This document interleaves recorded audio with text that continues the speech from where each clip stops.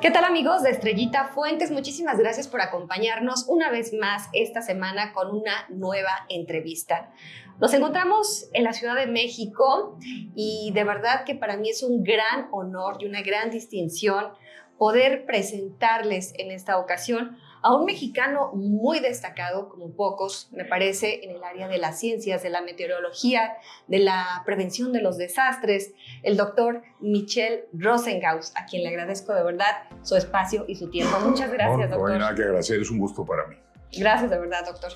Y bueno, nada más a manera de semblanza, les quiero compartir que en el tiempo que nos conocimos, él se desempeñaba como coordinador del Servicio Meteorológico Nacional. Todos los boletines que ustedes ven en los noticieros, los pronósticos del tiempo, salen precisamente del Servicio Meteorológico Nacional, y el doctor Michel Rosengaus pasó por ahí pues una bastante larga temporada haciendo un papel extraordinario. Ahora, bueno, pues él se desempeña como consultor independiente para organismos internacionales y empresas privadas, precisamente en los temas de meteorología. Egresado de la UNAM y del MIT, donde hizo su doctorado en ciencias, bueno, pues ha acumulado una gran experiencia en el tema, pues precisamente de la interpretación del clima, de los temas de las temperaturas, del cambio climático, por supuesto, y teníamos que venir a buscarlo hasta acá a la Ciudad de México para que pudiéramos tener un intercambio con este evento, este suceso que nos cimbró a todos, no solo a Acapulco, también a México, el desastre ocurrido por el huracán Otis. Doctor, para iniciar, pues parece ser que el fenómeno de Otis, hay algunos expertos que señalan que se convirtió muy rápidamente, en tan solo 12 horas, de tormenta tropical a pues huracán categoría 5. Y que al parecer, por los impactos del cambio climático, este tipo de eventos pueden llegar a ser recurrentes. En su opinión, ¿esto fue así? Y sobre todo, pues, ¿qué futuro nos avisora?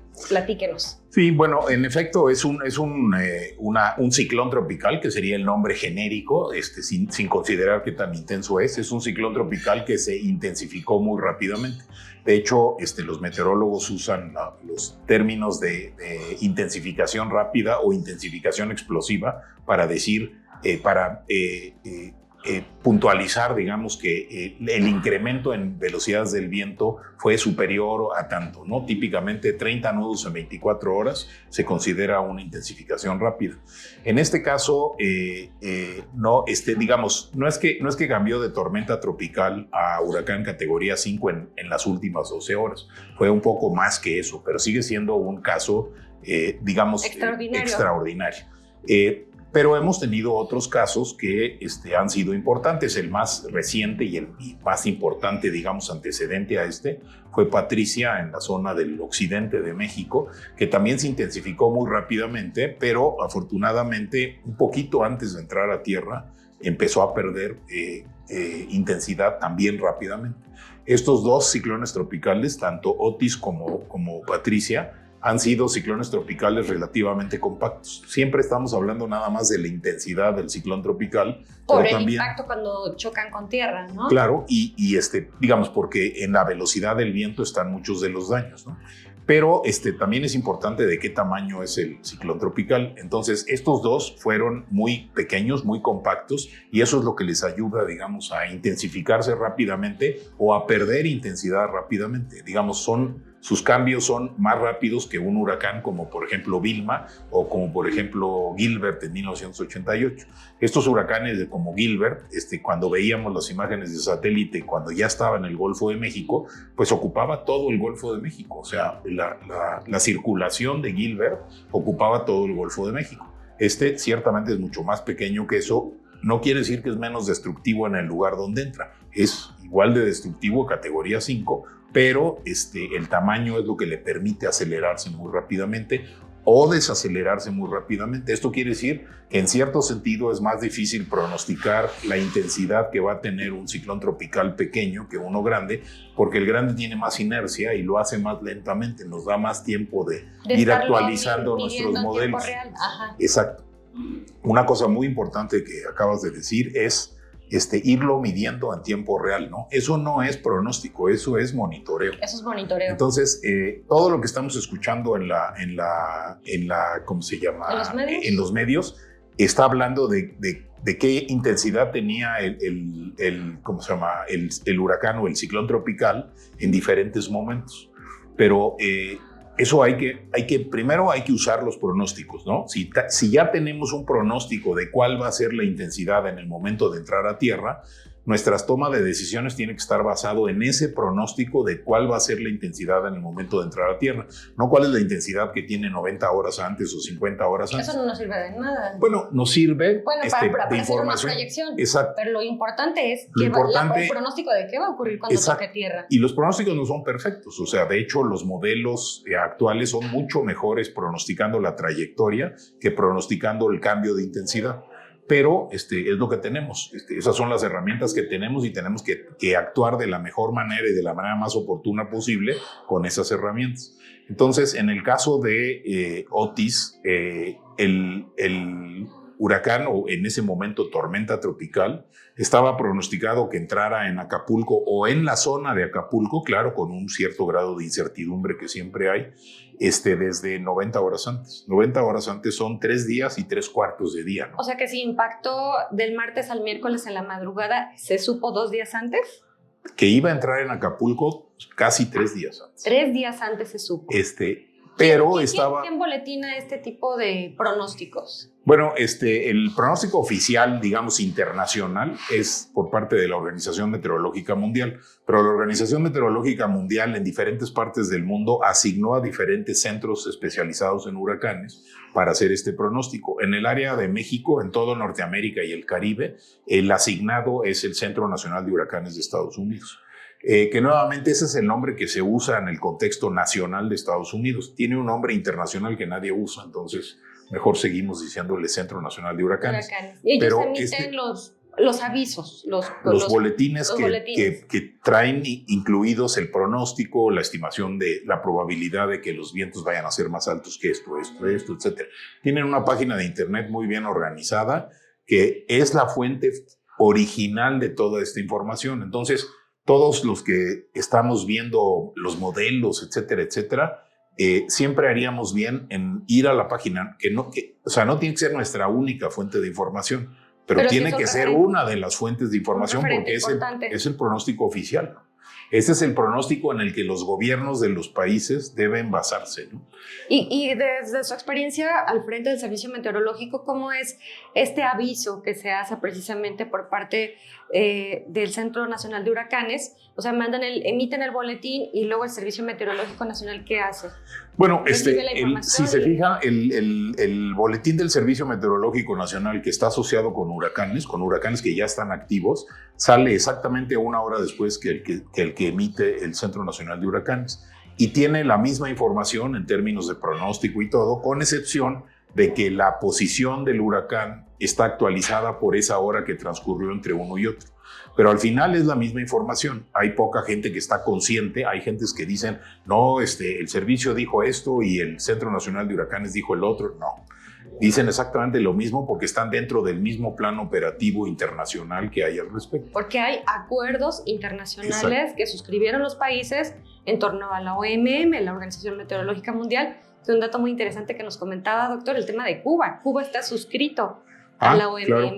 Es muy interesante, porque, por ejemplo, que Cuba está totalmente inmerso en estos planes y no hay ninguna diferencia de tratamiento de Cuba con otros países. ¿Cuba se refiere también al de Estados Unidos? Al Centro Nacional de Huracanes de Estados Unidos. De hecho, hablan por teléfono frecuentemente cuando hay huracanes. Y yo diría que la cosa, el punto que remarca más que hay cooperación es que los aviones cazahuracanes, que son, la mayor parte de ellos son aviones militares de Estados Unidos, de la Reserva de la Fuerza Aérea de Estados Unidos, pueden volar dentro o sobre el territorio cubano como parte de ese convenio internacional, ¿no? Entonces, aquí no hay bloqueos, aquí no hay de eso. A nadie se rasga las vestiduras, no pasa nada, pueden surcar el cielo cubano, sí, y no pasa nada. El espacio aéreo cubano. Y reciben información tal y como reciben todos los demás países y cumplen con. Y con Cuba también convenio. aporta su información. Por supuesto, igual que México, igual que todos los demás países. ¿Qué fue lo que ocurrió con Otis, doctor? En el minuto a minuto. Se emite el aviso 3 días antes. ¿Y qué fue lo que ocurrió? La autoridad nacional alcanzó a prever lo que iba a ocurrir, se tardó en responder. Según su análisis, ¿qué fue lo que ocurrió? A mí no me gusta, digamos, lo que sabemos así públicamente es que el alertamiento real de que venía un ciclón tropical que sería muy desastroso para la zona de Acapulco o la zona de la costa de Guerrero salió hasta unas cuantas horas antes de que se presentaran los vientos verdaderamente destructivos.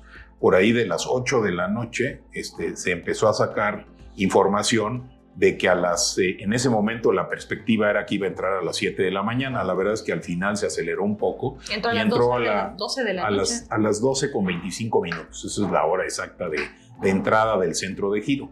Entonces, al final lo que resulta es que la información, o sea, se alertó verdaderamente de la magnitud de esto unas 5 horas antes. En 5 horas, sobre todo de noche, se puede lograr muy poco de la reacción de la noche. A las 8 de la noche. Puedes hacer un montón de cosas. Bueno, se puede hacer un montón de cosas siempre y cuando la población haya escuchado esa alerta. Pero nosotros no podemos obligar a nadie a que esté viendo la página de internet del Centro Nacional de Huracanes. Autoridad, están los avisos a través de las redes sociales, ahorita hay y se dieron, nada más que se dieron tarde. Y aquí ese es el punto clave que yo quisiera transmitir en este momento. El huracán se formó como 102 horas antes de que entrara a tierra. Voy a hablar siempre del número de horas que faltaban para entrar a tierra. Ya no las pronosticadas, sino la real, ¿no? ¿A qué horas era cada cosa en número de horas antes de que entrara a tierra? Entonces se formó como 102 horas antes y en ese momento los primeros 2 o 3 pronósticos decían que se iba a disipar antes de llegar a tierra. De hecho, que iba a girar, se iba a hacer paralelo a la costa mexicana, se iba a disipar. Y que no iba a tocar tierra. Que no iba a tocar tierra. Perfecto. Alguien que se hubiera quedado con esos pronósticos y que no se hubiera fijado en ninguno. Se va a dormir a su casa tranquilamente. No nada más dormir, o sea, dormir 3 noches o 4 noches seguidas, ¿no? Por supuesto que esa no es la forma correcta de actuar. La forma correcta de actuar hay pronósticos formales cada 6 horas. Entonces, cada 6 horas está renovada la información y, por supuesto, puede ir cambiando. Entonces, para 90 horas antes de que entrara a tierra, ya estaba pronosticado que iba a entrar en la zona de Acapulco. Como tormenta tropical todavía, 90 horas antes. Son 3 días y 3/4 de día, ¿no? Casi 4 días. Eso permaneció así hasta que llegamos a las 36 horas antes de entrar a tierra. A las 36 horas antes de entrar a tierra, y están ahí los boletines del Centro Nacional de Huracanes, son públicos, están en la página de internet del Centro Nacional de Huracanes y estoy seguro que están en la página de internet del Servicio Meteorológico Nacional. La estimación es que iba a entrar como un huracán categoría 2. Nunca se pronosticó que la entrada iba a ser como un huracán 1, precisamente porque se intensificaba tan rápido que de tormenta... calcularon que iba a evolucionar. 6 horas antes dijeron que iba a ser tormenta tropical. Y en el primero que dijeron que iba a ser huracán, ya pronosticaban que iba a ser huracán 2. Esos 36 horas antes. 24 horas antes ya estaban como huracán 3, 18 horas antes como 4 y 12 horas antes como 5. Entonces, estoy de acuerdo que entró un huracán 5 que tuvo una intensificación estrafalariamente rápida, pero de todas maneras repito acá, con 12, 18, 24 y 36 horas de antelación, supimos que se estaba intensificando rápidamente. No teníamos un pronóstico de que el momento de entrada iba a ser H5 hasta 12 horas antes, pero estaba ocurriendo ese fenómeno. De todas maneras, una muy buena la traducción en español sería una costumbre internacional o algo así, ¿no? Una costumbre que los países internacionalmente siguen es, dado que existe incertidumbre en el pronóstico de la intensidad de los ciclones tropicales, porque los modelos no son perfectos, si a mí me avisan que va a entrar una tormenta tropical, yo tomo las medidas necesarias para un huracán 1. Si me dicen que va a ser un huracán 1, tomo las medidas necesarias para un huracán 2 y así. Uno más arriba, también puede ser uno más abajo, pero la incertidumbre hacia abajo lo único que produce es más vale que sobre y no que falte. Exacto, hicimos más medidas que las necesarias, pero no pasó nada, entonces no pasa nada. Entonces, ¿qué es? Avisar a la población, resguardarla, darle los avisos. También tenemos establecer centros de refugios. Sí, claro. Hay una peculiaridad en la población mexicana, no en la población, sino en el esquema gubernamental que controla todo esto, en donde si entrevistamos a una persona de altísimo nivel, le preguntamos, ¿a qué horas le avisaron? No, el Servicio Meteorológico Nacional me mandó esto a tal hora. ¿Y qué hiciste? Yo le avisé a mis subalternos, ¿no? Y entonces 5 subalternos, perfecto.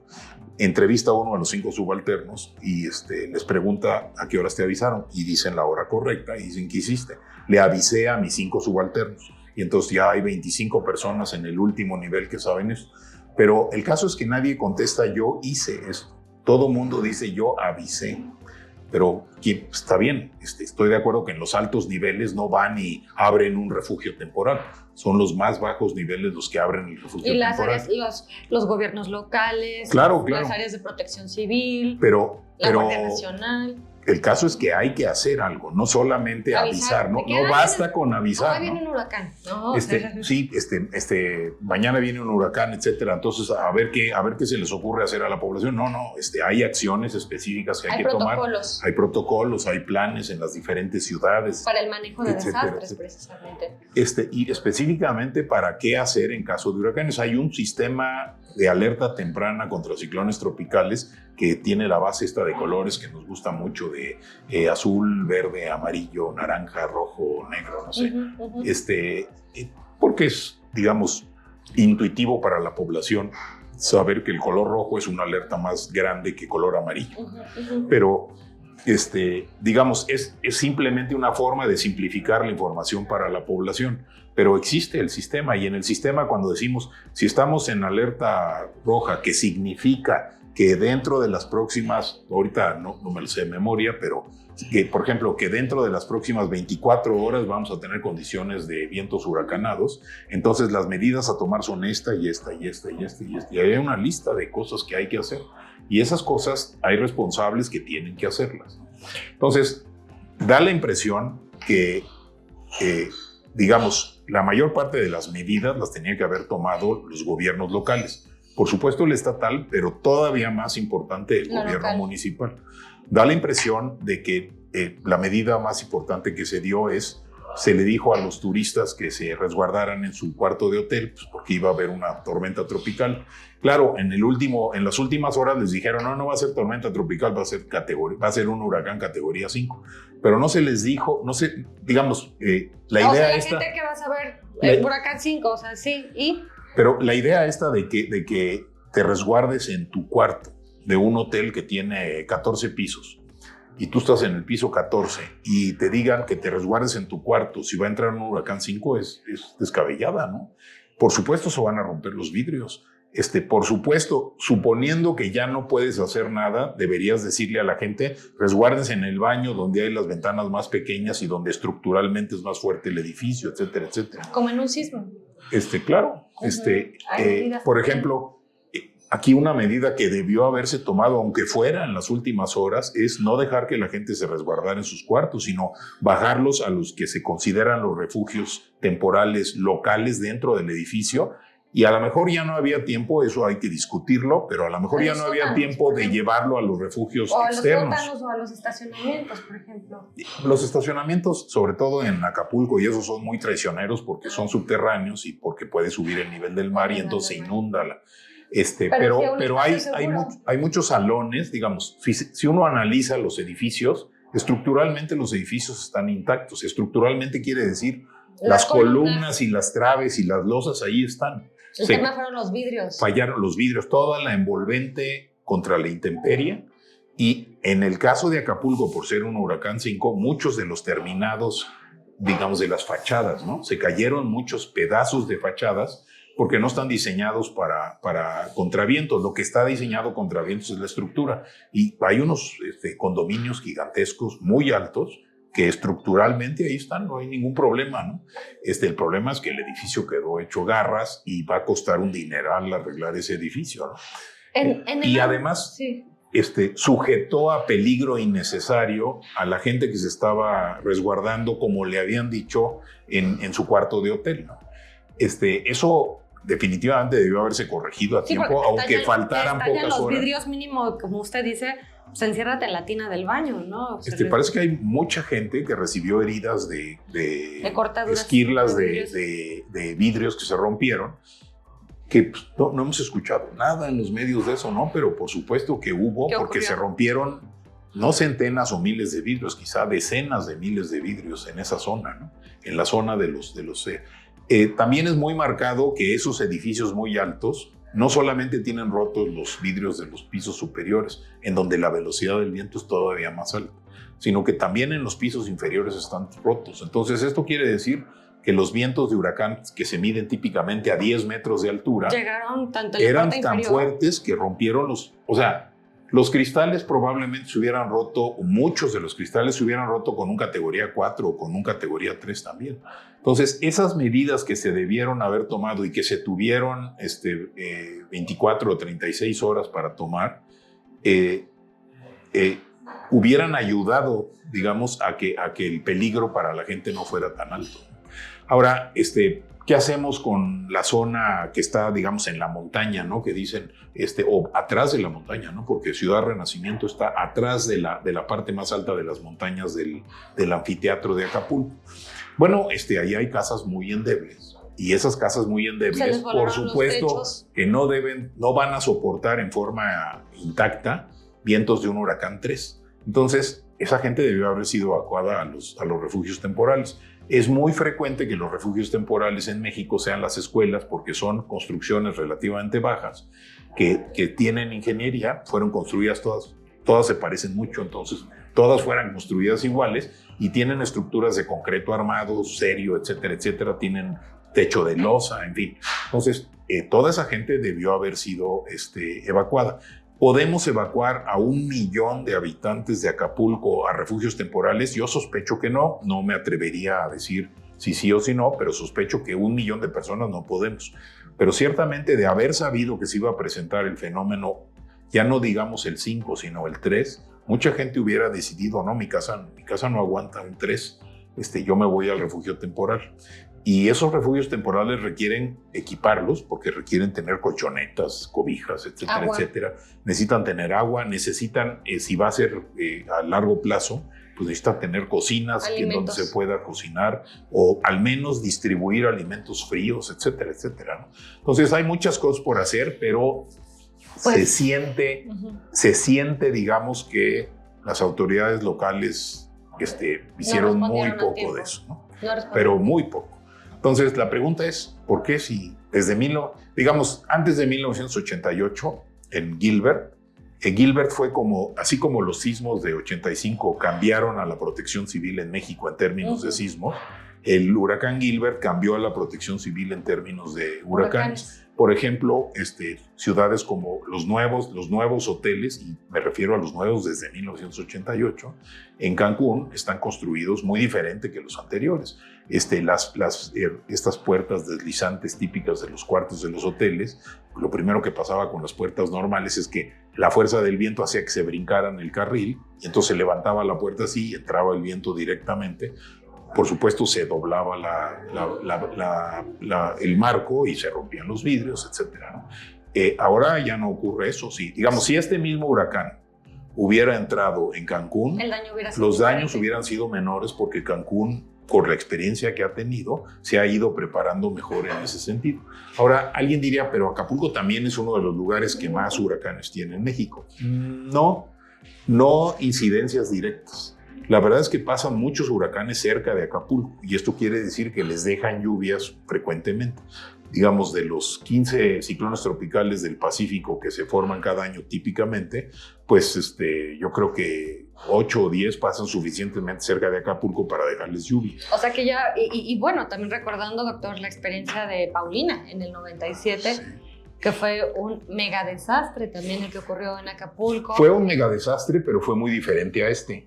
Número uno, Paulina, por cierto, también tuvo intensificación rápida antes de entrar a tierra, pero entró a tierra más o menos por Puerto Ángel, por Oaxaca. Ajá. Apenas entró a Oaxaca y, digamos, se enfrentó a la sierra oaxaqueña, decidió que mejor no, y entonces iba a dar vuelta a la izquierda y se fue por la mera costa, sobre tierra, no sobre el mar, hacia Acapulco. Por supuesto, la fricción extra de la tierra y la falta de contacto directo con el agua de mar hace que vaya perdiendo intensidad.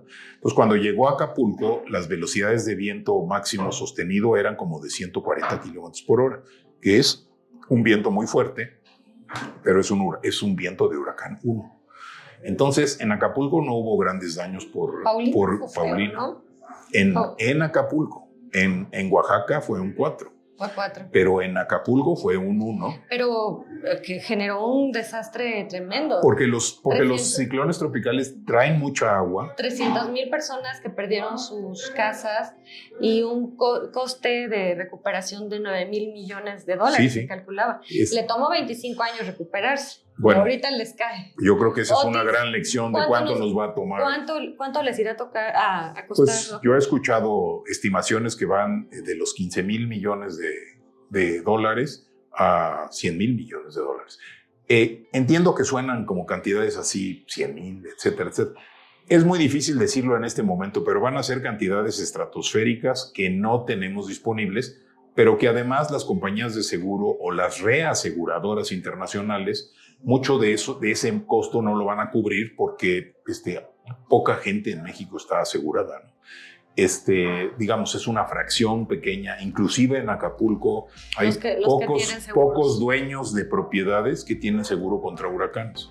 Entonces, sí, lo que está asegurado lo van a pagar, pero eso cubre una fracción muy pequeña del costo total de reconstrucción. ¿No se les va a tomar mucho tiempo la recuperación, doctor? Pues depende de la velocidad a la que se inyecten los recursos. No son 2 años, ni mucho menos. No.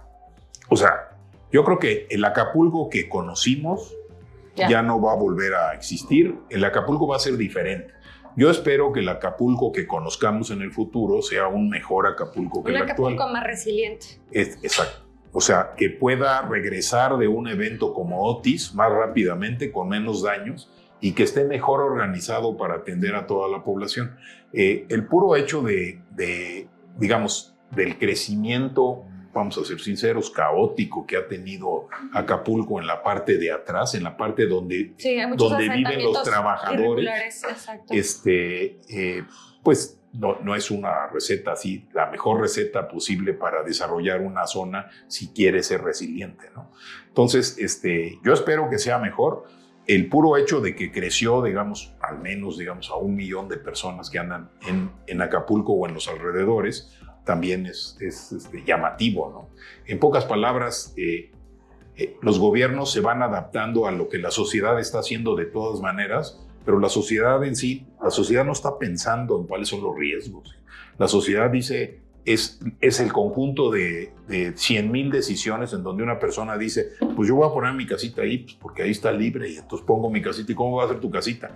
Pues ahí con un poquito de madera y un poquito de lámina que conseguí, y pues ahí como van pudiendo, ¿no? Entonces, todas esas cosas son caóticas.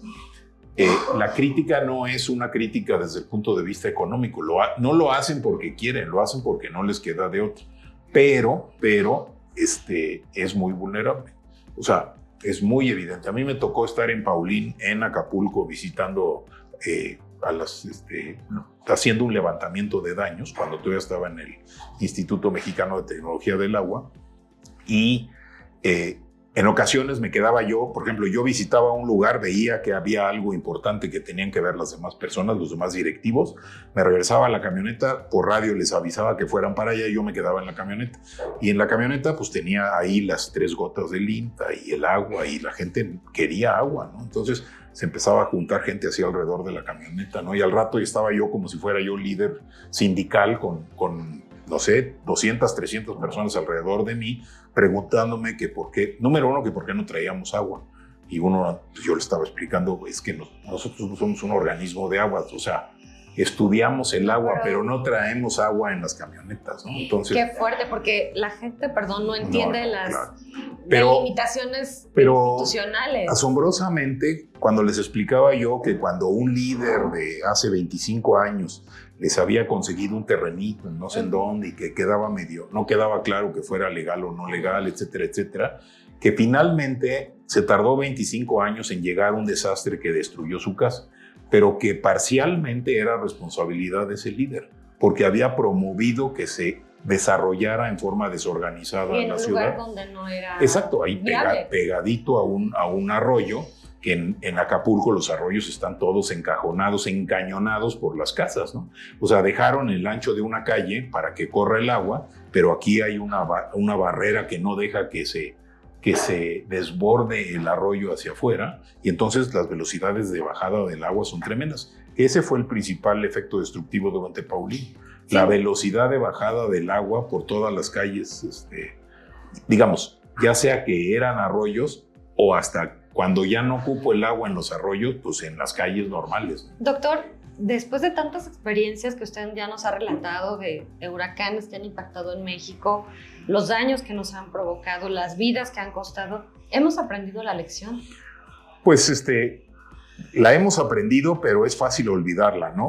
Bastan unos cuantos años de que no tengamos un huracán muy fuerte para que se observe que bajó, digamos, el nivel de preparación de las ciudades, de los municipios, etcétera, etcétera, ¿no? Acapulco hace muchos años que no tiene un huracán de este tipo y verdaderamente yo creo que nunca ha tenido un huracán que sea fundamentalmente con altísimas velocidades de viento. Entonces, yo no sé si Acapulco estaba preparado para un huracán cuya manifestación más importante de peligro fuera el viento, ¿no? Por supuesto, también hubo oleaje, marea de tormenta, etcétera, aunque eso nadie lo observa. Entonces, de Otis lo más fuerte fueron los vientos. Sí, digamos, lo más destructivo, la parte que suma la mayor destrucción fueron los vientos, y por eso vemos a un Acapulco que no importa a dónde volteemos a ver, no, parece todo como está si lo igual de mal. Como bombardeado. Exacto, parece exacto. Zona de guerra. Y eso es porque el viento ocurre en todos lados, no es la zona cercana a la costa, no es la zona perimetral de los arroyos, etcétera, es todo. Es algo como lo que ocurrió, digo, no, usted es el experto, pero como Katrina en Nueva Orleans, por ejemplo. Ese es otro caso muy interesante. Siempre usamos a Katrina como ejemplo, pero el problema de Katrina no entró en Nueva Orleans. Katrina entró un poco a la derecha de Nueva Orleans y fue a dar al estado de Mississippi, un estado diferente, no Luisiana, sino otro. En Mississippi hubo, en las ciudades, en los pueblos del punto de entrada, hubo marea de tormenta de 10 metros de alto, ¿no? Cubría los primeros 2 o 3 pisos de los edificios. Eso quiere decir, los primeros 2 o 3 pisos estaban bajo el agua durante un momento. Y entonces, ahí hubo una destrucción terrible, terrible. Pero nadie habla de eso, pues, porque no son ciudades importantes como Nueva Orleans. En Nueva Orleans el problema fue que digamos, las presas que tenían para detener el agua tanto del mar como de la laguna que está en la parte de atrás, que se llama el lago Pontchartrain, no eran suficientemente altas. El cuerpo de ingenieros del ejército de Estados Unidos le recomendó al gobierno de Estados Unidos que lo hicieran para un huracán todavía más alto que el nivel 3 que tenían como, digamos, como orden de construir, que Nueva Orleans resultara invulnerable a un categoría 3, ¿no? Y entonces lo hicieron de ese nivel, pero fue insuficiente para Katrina. Entonces el problema es que Tenemos una ciudad que el suelo está debajo del nivel del mar. Eso tampoco mucha gente lo sabe, pero el suelo en Nueva Orleans está debajo del nivel del mar. Y luego a los lados tiene los diques, ¿no? Y entonces el agua del lago... Un tazoncito. Claro. Bueno, un tazón. Y además, cuando entra el agua, ya no se sale, porque están los corre. diques, ¿no? Entonces tienen unos sistemas de bomba muy grandes, etcétera, etcétera, que no funcionaron bien, que no funcionaron sin luz eléctrica, que era más o menos evidente que durante un huracán fuerte iba. La velocidad del viento en Nueva Orleans tampoco fue tan alta, fue del orden de 140, 150 kilómetros por hora. Entonces ahí no hay daños por viento, quizá con la excepción de la fotografía típica del estadio donde se guarecieron muchas personas, en donde perdió la cubierta externa, pero eso es cosmético, eso no es estructural. Al estadio no le pasó absolutamente nada estructuralmente hablando. Oiga, doctor, y bueno, sin duda podríamos repasar y platicar de muchos otros casos que sin duda nos dejan pues, lecciones, no solo a los mexicanos, a los norteamericanos, yo creo que a todos los países, pero va a agudizarse este tipo de fenómenos, este tipo de ocurrencias como Otis y no sé, los que estén por venir por efectos del cambio climático. ¿Se está acelerando esa es una pregunta muy buena. Una de las expectativas que hay es que es un poco raro esto, porque la expectativa que hay es que probablemente el número de ciclones tropicales va a ser menor, porque va a aumentar el cortante, que quiere decir una velocidad de viento diferente en altura que en la parte baja. Y entonces a los huracanes no les gusta el cortante, no les gusta tener velocidades diferentes porque no les permite construir su estructura vertical. Digamos, se inclinan y se desintegran, ¿no? Entonces el número de ciclones podría disminuir ligeramente, pero los que sí lleguen a formarse probablemente van a ser más intensos. Y eso es la receta, digamos, esa es la expectativa en este momento. Ahora, o sea, que pueden ser más destructivos y más mortíferos. Exacto. Y la mayor parte de los daños no lo producen los ciclones tropicales débiles, los producen los ciclones tropicales fuertes. Entonces, si los fuertes van a aumentar de intensidad, la destructividad total va a aumentar. ¿Cuánto? Nadie sabe. Todavía estamos, digamos, adivinando de qué tamaño va a ser eso. Ahora, ¿por qué ocurre esto? O sea, ¿por qué pensamos que los ciclones tropicales van a ser más intensos, los que sobrevivan a ese cortante mayor en la atmósfera? Bueno, un huracán es finalmente una máquina termodinámica que necesita un depósito de temperatura alta en la parte baja y un depósito de temperatura baja en la parte alta, ¿no? Entonces todo el funcionamiento, la energía del huracán proviene de que está transfiriendo energía de la parte baja del océano. ¿Es como la de un reactor? Algo parecido, ¿no? Ajá. Entonces, está transfiriendo energía de la parte baja de la superficie del mar hacia la parte alta de la atmósfera. Entonces, si por el calentamiento global se calienta 1 o 2 grados la temperatura de la superficie del mar, que en este momento probablemente andemos en 0.6 o alguna cosa así, no estamos tan lejos de 1 o 2 grados, ¿no? Y al mismo tiempo se calentara la parte alta de la atmósfera en la misma proporción, la diferencia de temperaturas diría, yo soy huracán, yo soy una máquina termodinámica, no me doy cuenta de la diferencia porque en ambos casos subió la temperatura y sigo haciendo lo mismo que hacía yo antes. El problema es que parece que la temperatura en altura se está manteniendo más constante que lo que está subiendo la temperatura de la superficie del mar. Y esto quiere decir que la diferencia de temperaturas es mayor y entonces la intensidad máxima posible de ese ciclón tropical o de ese huracán va a ser más alta. Entonces sí podemos esperar que tengamos los ciclones tropicales que tengamos, podemos esperar que sean en menor cantidad, pero de más impacto y más destructivos. Y la otra pregunta aquí es, digamos, la superficie del mar no tiene una temperatura así uniforme. Por ejemplo, ¿por qué debimos haber puesto mucho énfasis en este asunto de Otis? Porque nosotros sabíamos que a 90 horas antes, aunque ya supiéramos que iba hacia Acapulco, 90 horas antes estaba viajando sobre agua de mar que tenía una temperatura similar a la que típicamente tiene. Pero también sabíamos, porque se mide con satélites todos los días, también sabíamos que en la franja costera de todo el Pacífico mexicano había aguas más calientes que lo que normalmente se dan en esta época del año. ¿Cuántos grados? 2, 3 grados. Y dice uno, pues no es tanto. No, no es tanto para ti, pero para un huracán, la energía total que hay ahí es gigantesca. Ahora, no es solamente la superficie del mar, sino también tiene que ser una cierta profundidad, ¿no? Entonces ya no se habla tanto de la superficie del mar, sino del contenido de calor en la capa superficial del mar. Y como está incrementando precisamente. Está aumentando y entonces cuando los huracanes entren en estas zonas de agua cálida, muy cálida, pueden intensificarse y pueden intensificarse muy rápido. Si son ciclones tropicales compactos, más rápido todavía. Pueden evolucionar. Entonces, ¿qué sabíamos? Sabíamos que venía hacia Acapulco. Sabíamos que iba a cambiar de una zona de temperatura del mar normal a una zona de temperatura del mar incrementada.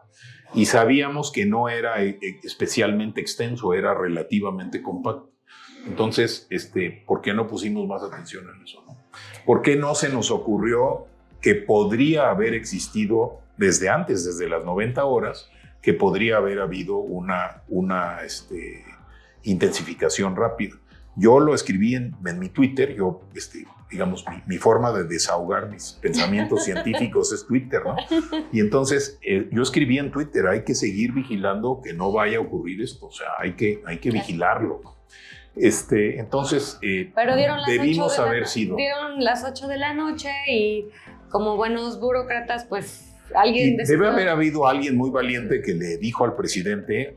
Perdón, pero se nos va a caer el mundo. Como a las 8 aquí. de la noche, bueno, ya vámonos, ¿no? Y, o sea, ya se cierra la oficina, ya no, digamos, ya se cierra la oficina de gobierno y pues ya todos a descansar. Por ejemplo, había una reunión ¿no? de 10,000 mineros en Acapulco en ese momento. Una convención de mineros. Una convención de mineros. Y la fiesta que se hace al final de la convención estaba en esa noche. En su apogeo. Sí, sí. Y había funcionarios del gobierno municipal adentro de la fiesta. Digo, estaban en la fiesta. No, o sea, es el colmo.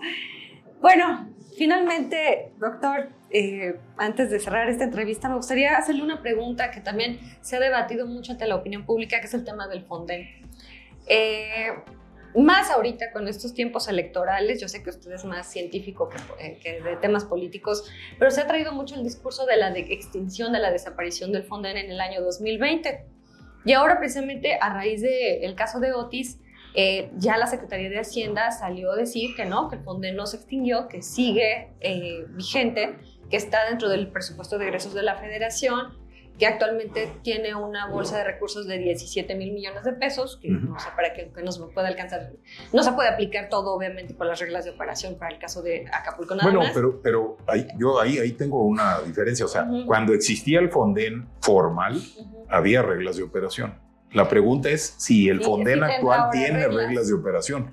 Porque lo único Al menos las reglas de operación no son públicas. O sea... Porque lo único ningún gobernador sabe si puede aplicar o no al Fonden en este momento. ¿Y cuál es el criterio? Exacto. O sea, el criterio es cuando se necesite, lo asignamos. Ese es el criterio del nuevo Fonden. Yo ni siquiera le llamaría Fonden. Hay dinero en Hacienda. En un apartado que se dice Fonden. Pues no estoy seguro que sea un apartado exclusivo. Esa era la diferencia del fideicomiso. El fideicomiso era para uso exclusivo de eso. En este caso hay dinero, sí, no es que no haya nada de dinero en las arcas de la nación, pero cuando se necesite, pues se aplica. Pero ¿cómo sabemos que cuando se necesite? ¿Cómo sabemos que pasado mañana no hay otro evento igual en Puerto Vallarta? ¿Y cómo repartes el recurso? Y no nada más cómo repartes, si ya le dijiste a los acapulqueños que sí le vas a meter 17,000 millones de pesos, ¿de dónde van a salir los otros 17,000 millones de pesos que se pudieran necesitar en Puerto Vallarta? Para otro desastre. Ahora, eso también podía haber ocurrido en el Fonden anterior. Al Fonden anterior le metían del orden de 6,000 a 8,000 millones de pesos al año. Si no se usaban en un año, se quedaban en el fideicomiso. O se usaban para medidas preventivas, que era FOPREDEN, ¿no? Había otro fondo también que era para medidas preventivas. De desastres. Exacto. Pero al menos el dinero no podía usarse en cualquier cosa, tenía que usarse en eso. y había reglas de operación, o sea, los gobernadores sabían cuáles eran las reglas de operación. Y se operaba vía manobras y las autoridades estatales y locales. El gobernador tenía que entregar un informe diciendo los daños esta es una relación de daños y los costos que voy a tener como gobierno o lo que le voy a ayudar a las personas para recuperar. Por ejemplo, si una persona decía, se me echó a perder mi televisión de 60 pulgadas HD, no se la reponía, ¿no? Pero si decía, se me inundó mi casa y se echó a perder el refrigerador, entonces sí se lo reponía. Había reglas específicas. Yo cosas. Estoy de acuerdo que, como todo en México, debe haber habido actos de corrupción, ¿no? Perdón, pero donde hay dinero, hay atractivo para que haya corrupción. Pero entonces debió haberse atacado el problema de la corrupción, no al problema del Fonden. No. O sea, no desaparecer al Fonden. No era el problema. Digamos, voy a poner un ejemplo caricaturesco. Hay un encargado de seguridad de un mercado y entonces le traen a una persona que se robó una manzana. Entonces él decide, bueno, para mañana todas las personas que entren al mercado van a tener esposas en la parte de atrás en la espalda. Todos, los que venden y los que compran. Al día siguiente llegan, le pregunta al vigilante, ¿alguien se robó algo? No, claro que no. Por supuesto que no, si todos tienen las manos amarradas, pero tampoco nadie vendió nada. O sea, echamos a perder el mercado por implementar una medida que no tiene sentido, ¿no? Entonces, lo que tenemos que hacer, pues agarrar a los ladrones de manzanas, evaluar si se la robó por necesidad real o no, etcétera, etcétera, en fin. Oiga, doctor, ese tipo de medidas hay que tomarlas con cuidado. Y entiendo, digamos, no es el estilo de la actual administración el tener reglas duras, ¿no? Quieren tener la capacidad de decidir de acuerdo a lo que se vaya presentando. De acuerdo, no estoy diciendo que eso es malo. El problema es cómo aseguras que en el sistema actual no va a haber corrupción. Por ejemplo, esos 17 mil millones de pesos que entren lo que entre a la reparación de Acapulco, ¿a poco de veras somos tan inocentes que pensamos que no va a haber ningún acto de corrupción en 17 mil millones de pesos? Y que Salgado Macedonio, con todo respeto, no va a querer ni un pesito. Pero bueno, doctor Rosenhaus, pues muchísimas gracias, de verdad, por su tiempo, por ilustrarnos. Una última pregunta. Este tema de los bonos catastróficos que Hacienda activó con el Banco Mundial, sí, que le da acceso a 442 millones de dólares, una cosa así, que no se puede utilizar todo para el caso de Otis. ¿Cómo funcionan? ¿Son como seguros que se le compran al Banco Mundial y luego se transfieren, pero vía Hacienda? O sea, no le van a llegar directo a Acapulco. No, por supuesto. El que se asegura es el gobierno de México y el que recibe el dinero es el gobierno de México. Yo no soy un experto en seguros, pero digamos, se parecen a los seguros paramétricos, ¿no? Los seguros paramétricos, por ejemplo, si yo tenía un seguro tradicional y un árbol se caía encima de mi casa, entonces tenía que venir un ajustador a mi casa y entonces ver que realmente hubiera daños estructurales, etcétera, etcétera, y entonces ya me daba dinero para mandar cortar el árbol, y luego para reconstruir, etcétera, etcétera. Ese no es un seguro paramétrico. Un seguro paramétrico es, si la velocidad del viento rebasa 70 kilómetros por hora en la Ciudad de México, entonces te pagamos. Oiga, pero no tuve ningún daño, no importa. Le pagamos. O sea, si se rebasó la velocidad de viento de 70 kilómetros por hora, le pagamos. Y entonces, estos seguros son un poco como seguros paramétricos. Si hay un evento que incida en México, que tenga una intensidad superior o igual a X, entonces te pagamos. Y normalmente hay una escala. Si es mayor que tanto, 72 mil millones de pesos. Si es mayor que tanto, 442 mil millones de pesos, etc. Yo entiendo que esos 442 mil millones, no sé si se van a manifestar en este momento. Habría que ver cuáles fueran los umbrales, ¿no? Pero algo sí, por supuesto, hay algo de dinero que va a recibir el gobierno federal por ese seguro internacional. Pero que le llega vía Hacienda. Vía Hacienda. No le va a llegar directamente a la población de Acapulco. No, al revés. Hacienda tiene que decidir cómo va a distribuir eso para ayudar a la gente que necesita ayuda. Pero pues como se vienen... Pero con pocas reglas, con mucho criterio, Oiga, pero doctor, pocas pero reglas. Como se vienen campañas y hace falta financiamiento y hay que pagar muchas becas. Bueno, ese ya es editorial mía, ese ya es de mi cosecha, pero bueno. Bueno, doctor, pero es una sospecha razonable, digo, por eso yo, por ejemplo, yo soy de los que me quejaba de que había demasiadas reglas en el Fonden. Y es más, nosotros rara vez teníamos daños y rara vez teníamos que pedirle dinero al Fonden, pero nosotros teníamos que decidir si se habían rebasado los umbrales o no. Entonces, estábamos involucrados en eso y a mí, por ejemplo, para mí la regla normal, había dos niveles no de emergencia, porque voy a usar esa palabra posteriormente, ¿no? Pero había declaración de emergencia y declaración de desastre. La declaración de emergencia era para darle liquidez rápida a todas las instituciones de gobierno para que pudieran gastar dinero del que tenían ya disponible y que sabían que se los iban a reponer. Entonces vamos a suponer que la Guardia Nacional tiene, ¿cómo se llama? Se declara emergencia con las reglas anteriores. Si se declara emergencia, entonces la Guardia Nacional, durante la emergencia, podía decir, bueno, yo tengo 50 millones de pesos guardados en el banco tal y tal por X razones. Los puedo usar porque sé que me los va a reponer el Fonden. Y entonces tenía dinero para la emergencia, para el manejo de la emergencia, no para la reparación ni para la reconstrucción ni nada de eso, para la emergencia. Eso nunca funcionó muy bien, casi siempre se declaraba la emergencia 2 o 3 días después de que había pasado el huracán, pero quizá por exceso de reglas. Entonces yo era de los que me quejaba del exceso de reglas, pero entiendo claramente por qué se necesitan las reglas, porque en el momento mismo en que hay desastres, hay un intento por abusar eso. Y yo conozco así gobernadores que tenían todo un sistema completo de personas trabajando, metiendo, ¿cómo se llama? Elaborando reportes. No elaborando reportes, sino haciendo estudios rápidos, sucios, de que había un desastre de tal manera que el Estado recibiera ese dinero.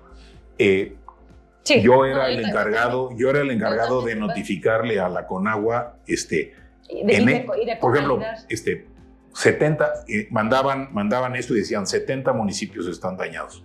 Y yo era el que tenía que decir, no fueron 70, fueron 22. Estos 22 sí, pero los otros que sobran de los 22 a los 70, no. Esos no tuvieron una condición de emergencia. No voy a decir el Estado, pero estaba, digamos, donde hay dinero, hay ganas de entrarle al dinero, ¿no? Es verdad.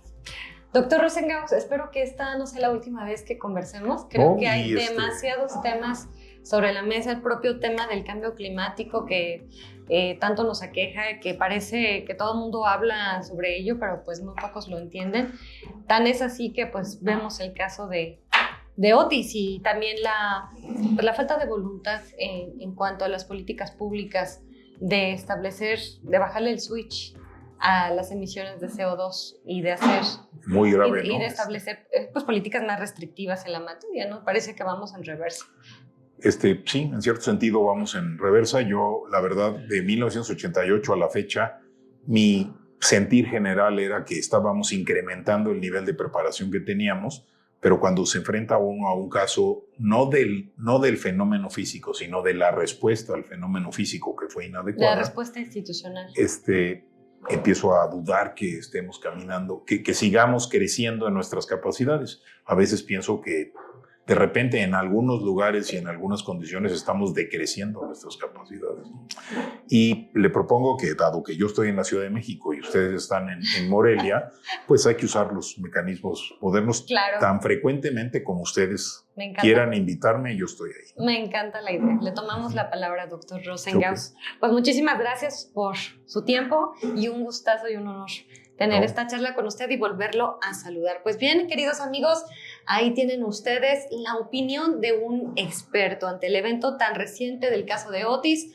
¿Quién mejor que el exdirector del Servicio Meteorológico Nacional y además un experto consultor meteorólogo de muchos años, de mucha trayectoria a nivel internacional, el doctor Michel Rosengaus, a quien le agradecemos su tiempo?